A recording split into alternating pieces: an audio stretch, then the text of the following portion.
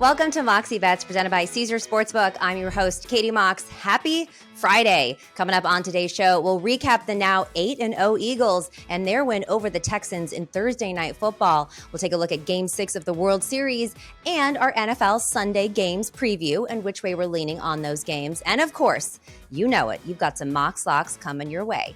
But before we get into that, let's welcome in Kenny Bets Big. Kenny, I've been on a cooler. I'm just going to go ahead and put that out there. I have been on a cooler. I hope that you're doing a little bit better than me.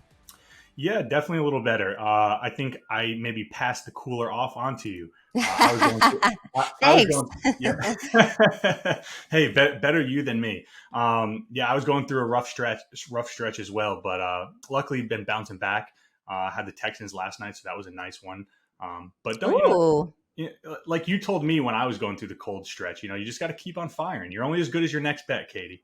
Yeah, that's true. And that's the thing is like if anyone tries to tell you that they're winning all the time, every gambler in every season goes through a cooler. It's just a part of the, it's just a part of being a sports bettor. But yeah, you got to power through, you got to keep going, and you're going to bounce back. Speaking of bounce backs, the Phillies need to bounce back. They're now down 3-2 in the series after losing last night.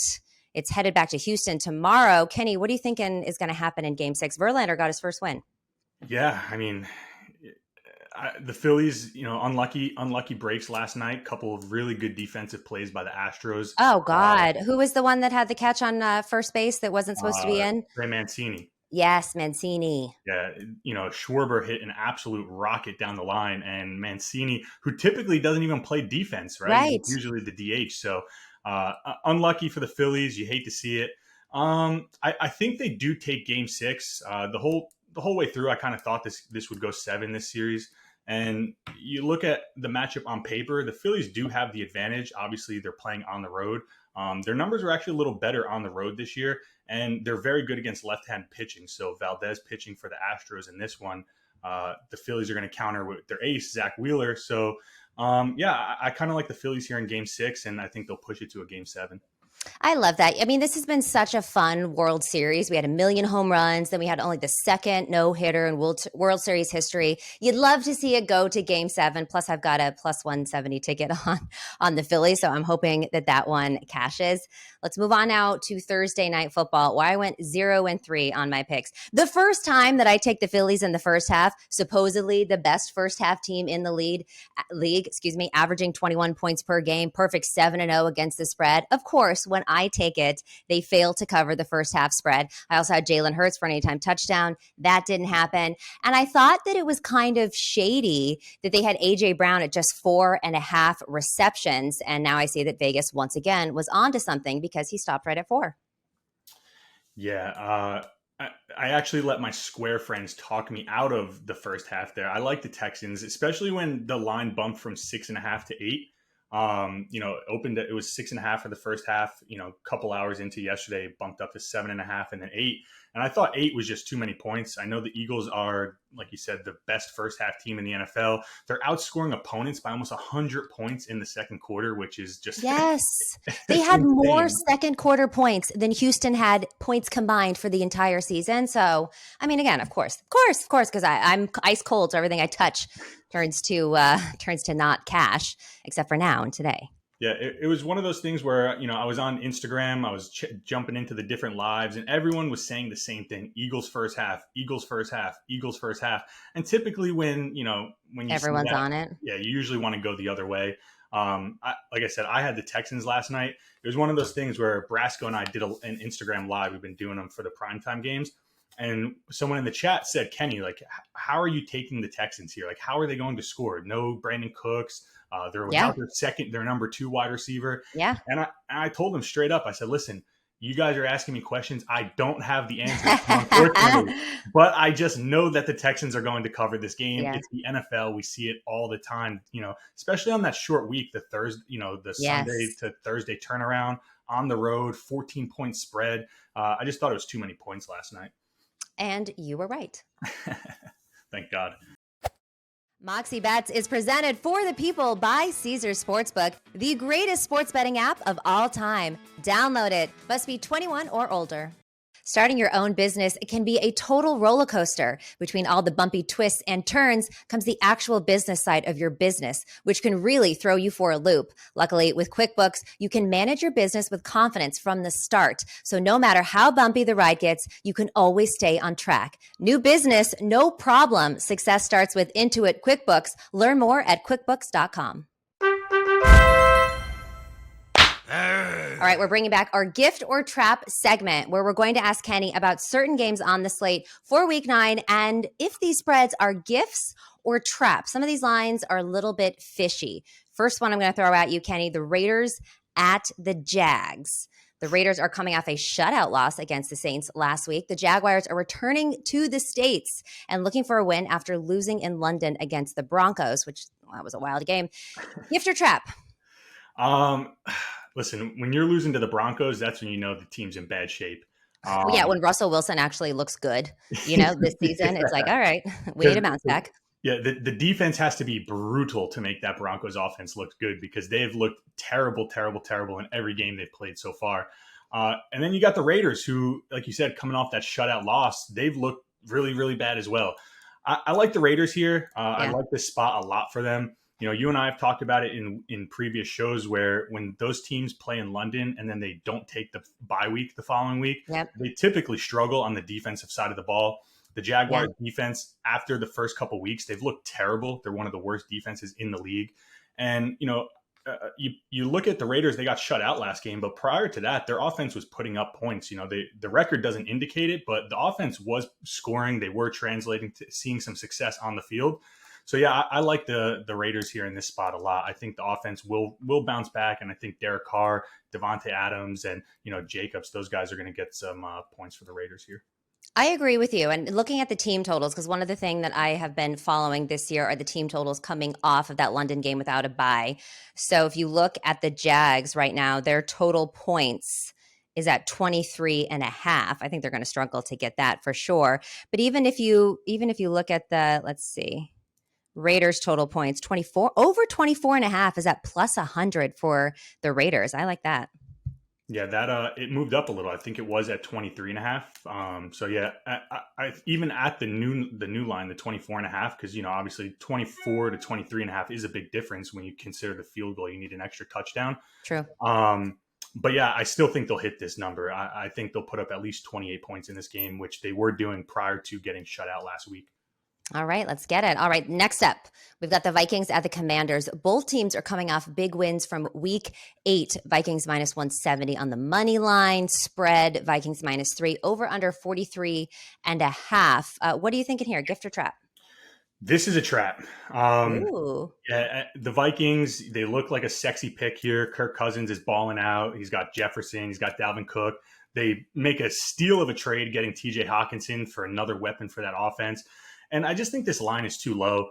FedEx Field's going to be buzzing. The fans have been clamoring for Snyder to finally sell the team. And reports come out, it looks like he's finally going to let the team go. Yeah, because he's being investigated. It's like every time there's a big investigation that comes, he's always like, I will never do this. And then the investigation comes. He's like, okay, fine. And that's, you're under federal investigation at this point. So yeah, sell the team you should, whatever. That's neither here nor there. Let's get back to this. Yeah, I am curious to see because he did say a couple weeks ago, he had some dirt on some of these guys, Goodell, some of the owners that could blow up the league. So I'm curious to see how does this play out, right? Like now he's back. He's kind of like a wounded animal cornered. Where as the league turns, it's a soap opera.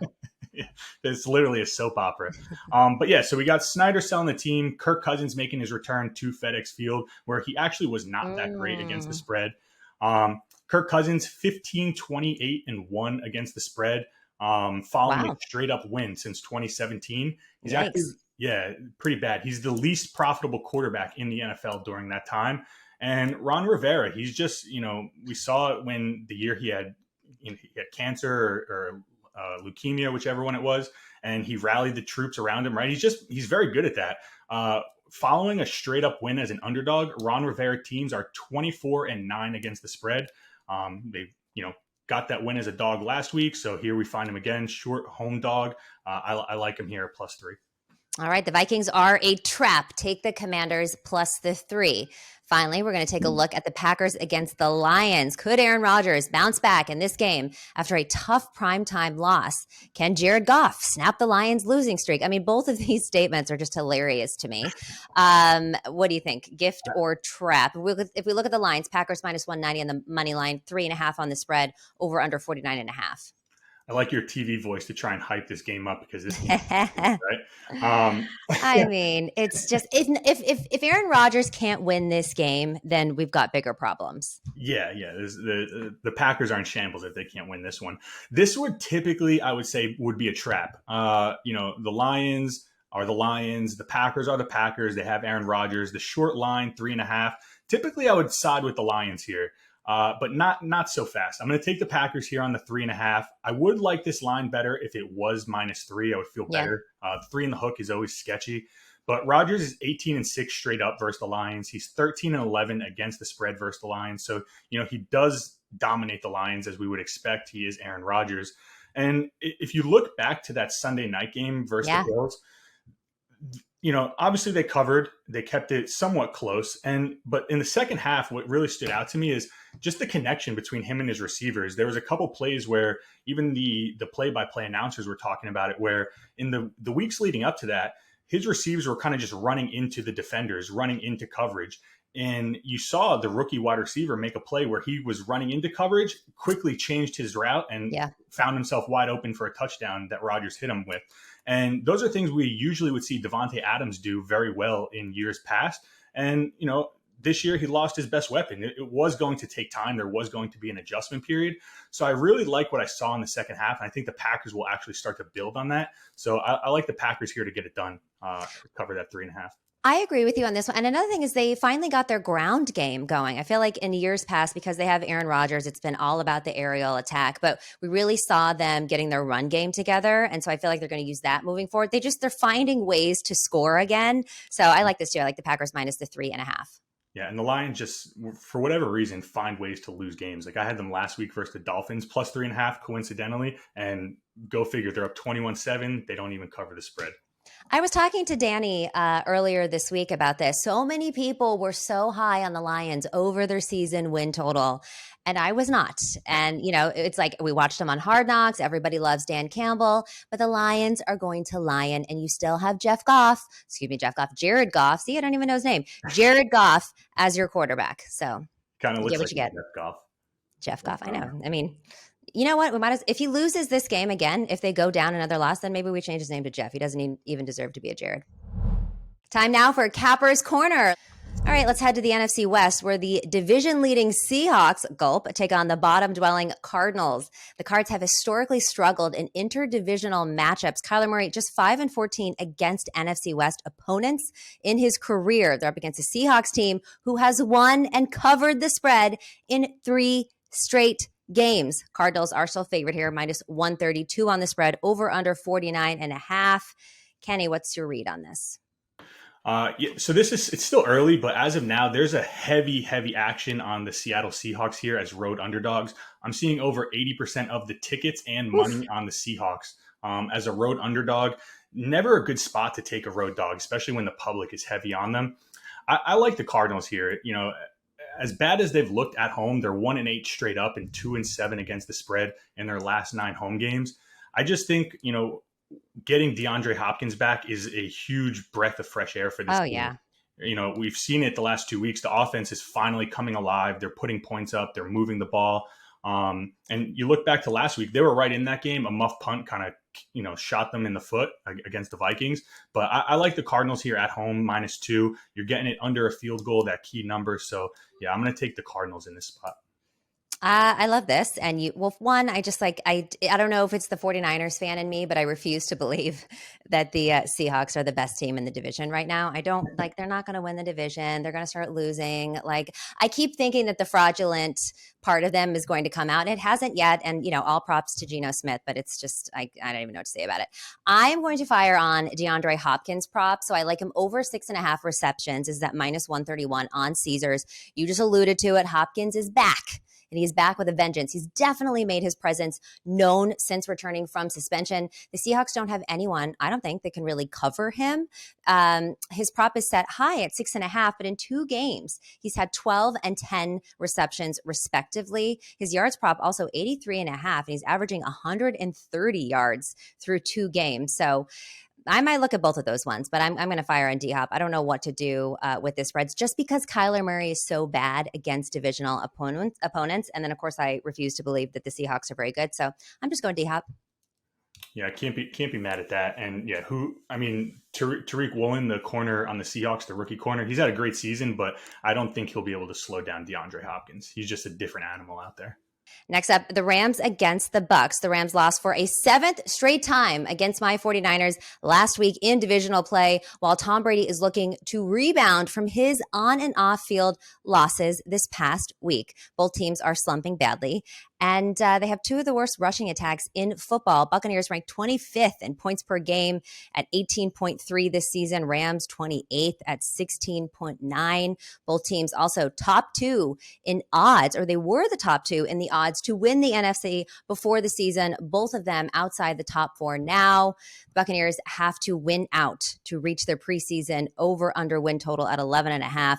That's not happening. What do you like in this game? How the mighty have fallen. Katie, you know I love Tom, and I don't ever lose faith in Tom, but I'm starting to get a little worried here. The Bucs offense has looked just abysmal on the field. The defense is actually keeping them in the games. They're legit. They're allowing the 6th fewest points per game in the NFL.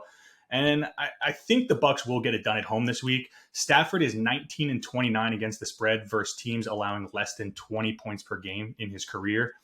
So you already talked how the Rams offense is also struggling. They may not have Cooper Kupp. I know he was limited in practice yesterday, but he still hasn't been ruled clear to play on Sunday. So if the Rams, for whatever reason, don't have Cooper Kupp, I absolutely love the Bucs on Sunday.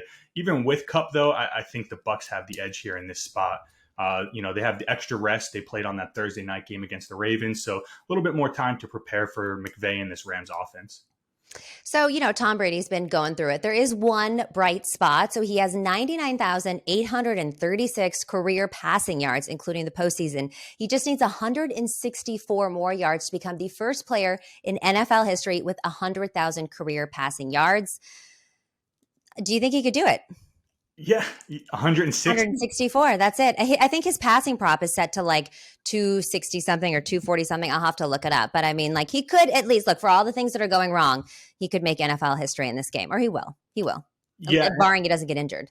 Yeah, obviously barring the injury. But I think the Rams defense very good against the run. The Bucs offense hasn't really ran the ball very well. So I don't see them really establishing a dominant run game on Sunday versus the Rams. I think they're going to if they win this game, they're going to have to lean on Tom Brady, and he's going to have to figure it out.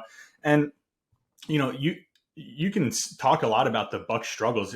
A lot of it comes down to the offensive line. Like they're not protecting this guy at all. He's the least athletic quarterback in the NFL. So he more than anyone needs protection, right? I know he gets the ball out quick and that's like his thing throughout his whole career. But if he doesn't have any time to let these receivers develop on their routes, even Tom Brady, as great as he is, he's not going to be able to get it done. Yeah, he's 0-3 straight up and against the spread versus the Rams. But I agree with you. I think that he can get it done this weekend. I'm going with kind of a more nuanced bet. I'm taking the Bucs fourth quarter money line. This is at even money. So the Rams are terrible in the fourth quarter. They've been outscored 61-10 in the fourth quarter this season. The worst score differential in the NFL. Bucs rank in the middle of the pack at 17 in fourth quarter points. They are averaging about a touchdown. I believe it's at 7 right now. Rams are 31st, averaging just 1.4 points in the final quarter of this game. So, I think these are just kind of the best odds. One, I think that the Bucs can win this game, and the Rams are just so awful in the fourth quarter. I'm going to take them even money on the money line in the fourth. Yeah, how were you shocked at how last week went with your Niners, or you kind of expected them to just run over the Rams again? It's always a nerve-wracking game because there's like so much emotion in it when it's one of your biggest rivals. And they really were playing horrible in the first half. Both the O-line and the D-line just couldn't get any stops. So it was concerning because I thought, okay, well, we're going to have to rely on the offense. And even though I thought that the offense looked okay, it would just be hard because we're just known for having such a dominant defense. And then I don't know what happened when they went into the locker room, but they came out a different team. Did you see that clip of Fred Warner just diving? And it seems like he dives like 15 feet to get the tackle there. So they came out a different team. Credit to D'Amico Ryans, and Shanahan and everyone for making the right adjustments, because then they just came and absolutely pummeled them. And there's nothing you like more than when you beat up on your biggest rival. Did you see the picture of the Rams stadium on the screen? And it says the Rams house, but it's literally the crowd is all red. It's like a sea of red.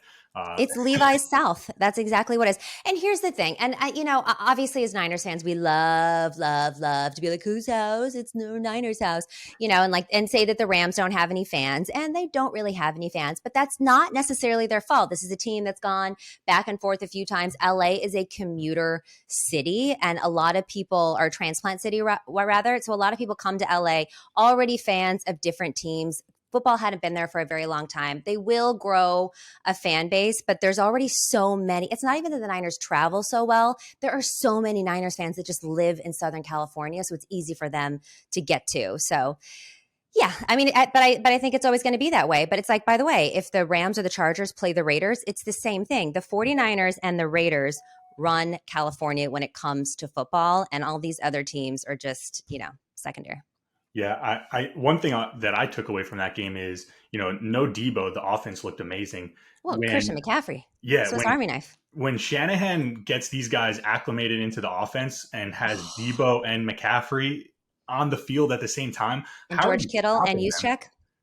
How are you stopping that team? Because you don't know what's going to happen. Yeah. Because they could do anything. Yeah, look, I put in, as soon as Christian McCaffrey was traded, I put in, and it was at 10-1, and I couldn't get it 10-1. I got it plus 750 for the Niners to win the NFC. And Niners are for sure going to win the NFC West. Now, barring any crazy injuries, but I feel like the Niners we're injured in the first half of the season. We get healthy in the second half. We're kind of a come from behind type of team. And they just look scary. They look scary. Yeah, what's crazy too is I feel like they're almost flying under the radar, right? Like even with getting McCaffrey, like there's still not a ton of talk about like the Niners, like a lock to win the Super Bowl, or I don't know how the team is insanely stacked. Like the defense is injured right now, and they're still elite. Imagine when they get all their pieces Penny, back. You're saying so many nice things about the 49ers right now. I just have to say, I'm feeling warm and fuzzy. Yeah, it's just the facts. I think the Niners are a great price to jump in on now to at least win the NFC, maybe the Super Bowl too. Let's go, Kenny. You heard it here first on Moxie Bets from Kenny Bets Big, and he usually likes to fade the 49ers. Okay, so let's move on to the next game. Finally, the two top teams of the AFC West, the Bills and the Jets. Everybody thought it was going to be like that this year. The Bills have had a strong start this season, only one loss to date. The Jets are surprising a lot of people, currently 5-3. One more win, and they will eclipse their season win total of 5.5. That's probably not coming this week against the Bills, but 11.5 is a huge spread. But the Bills did win both games last year by at least 17 points. Bills minus 650 on the money line. Nobody's taken that spread, 11.5 over under 46. Kenny, what do you think? You said no one's taken that. You go on Instagram on these handicappers page. A lot of these guys are sending out Bills money line, I bet you. This is way too many points. I loved this line a couple days ago when it was at 13.5. It's dropped 2 points, now sitting at 11.5. I still think it's way too many points. Jets 6th in DVOA versus opposing number 1 wide receivers. They're 9th versus the opposing number 2 wide receivers. This Jets defense is elite, very elite. So I think they'll be able to definitely keep them in the game. And I think there's just a lot of talk about, like, Zach Wilson looked so bad last week versus the Patriots. Yes. I think the story. Zach Wilson is so bad. He didn't look so bad. He is so bad. You could say it. He is pretty bad. I will agree with that. But I love more than anything than fading the narrative in the NFL. So the narrative coming into this week is the Bills offense looks great. Josh Allen, the Bills are unstoppable. The Jets offense can't, score. Zach Wilson stinks. So I'm just fading that storyline. I think it's 2 points. I'm going to take the Jets here, and I wouldn't be shocked if they win this game outright, honestly. Yeah. Okay. All right. Well, if that happens, we'll go ahead and clip this and crown you as some kind of a fortune teller, because I don't even know what to say about that. I'm taking the under. I'm taking the under in this game. Okay. Both of these teams, the under is combined for 11-4 this season. Under is also 27-12-1. That's hitting at 69% in divisional games, the best through week 8 in any season since 1991. Like you said, the Jets defense is elite. Zach Wilson is not, and we already know how good the Bills are on both sides of the ball. But I can see this under 46. I don't know that the Jets score in this game. But again, if they win outright, I will crown you. Let's go. Let's go. Okay, let's move into Mox Locks. One of them I'm going to carry over. I'm taking the Bucs fourth quarter money line at even money. What are your locks? Yeah, so I'm going to do the same. I'm going to carry one over. I'm going to take the Raiders on the money line, minus 125. I just think, again, the storyline coming off that shutout loss, everyone's down on the Raiders. They're better than the Jaguars. And if they lose this game, then Josh McDaniels probably needs to go because he stinks as a head coach. Yeah. But yeah, I think the disparity in talent is going to shine through in this one. I think too many weapons on offense for the Raiders. So yeah, at the short price, I like the Raiders a lot here. And road teams, I forget the exact number, so I didn't want to throw it out, but I'll throw it out. It's like 60-something%. Road teams who get shut out and then play the following week on the road, very good against the spread. So yeah, so I guess again, just buying into the storyline, right? Like a lot of people see a team get shut out and they're kind of fading them that following week. Well, that's the thing, too, is we learned last night with the Texans and the Eagles, any given Sunday, Thursday, or Monday, anything can happen. And it happens, more times than not. It's the team that you least expect. So my second Mox lock is going to be Zach Wilson under 204.5 passing yards, is at minus 129. When Zach Wilson feels the pressure, it is not pretty, Kenny. Let me just give you some stats here. He has only completed 9 of his 47 attempts when he's under pressure. He's been sacked more times, 10, than he has completed a pass at 9. And he's the only quarterback in the NFL to complete fewer than 30% of his passes under pressure, an NFL low of 3 yards per attempt. What do the Bills do very well? They create pressure. So Zach Wilson, yikes. Yeah, those stats are not boding well for my Jets play there. But again, any given Sunday, baby. Yes. Let's get it done, Dan Green. My second play is going to be a teaser, a little different, a little bit of a exotic bet here. We're going to go tease the Jets up to plus 18.5. Okay, I like that. And then we're going to tease the Bengals down to -0.5. So the Bengals just need to win the game. Yep. Obviously, coming off that tough loss against the Browns in the primetime game, Joe Burrow's actually 0-4 in his career against the Browns, but he's 4-0 the following week when he loses against the Browns. Okay. I think the Panthers coming off that overtime game, high emotional game, trading McCaffrey. I just think eventually this team's going to kind of start to implode. They're going to lose gas. They're right now. I feel like they're all adrenaline to prove that they didn't need Christian McCaffrey, but they're going to run out of gas.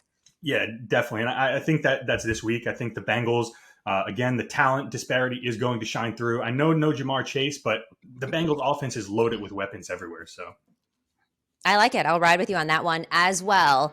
All right, this has been Moxie Bets presented by Caesars Sportsbook. Thank you for hanging with us this week. Don't forget to follow us on social at Moxie Bets. We'll see you Monday. Good luck with your bets.